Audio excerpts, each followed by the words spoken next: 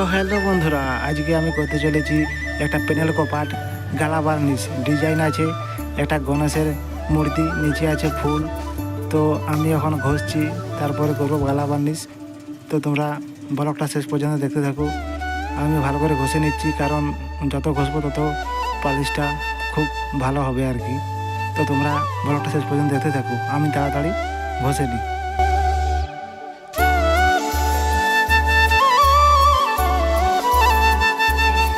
তো এখানে আমাদের ঘষা কমপ্লিট, এরপরে গালা বার্নিশ করব। এরপর আমি গালাটাকে গুলে নেব একটা ছোট জায়গাতে। তো গালাটা ঢালিয়ে নিলাম, এবার দেবো স্প্রিড তার সাথে। তারপর এটা ভালো করে মিক্স করে চলো আবার লাগাতে শুরু করবো।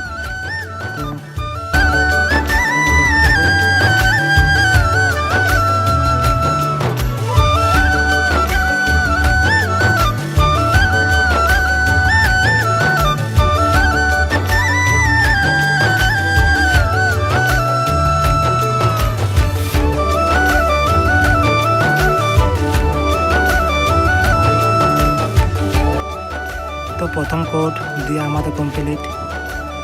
তো চলো একবারে আরেকবার হালকা করে ঘষে নেব।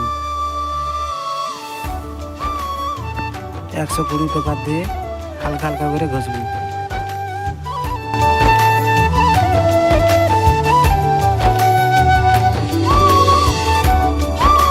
তো এবার আমরা দ্বিতীয় কোট খোয়াতে শুরু করেছি। তো তোমরা শেষ পর্যন্ত দেখতে থাকো।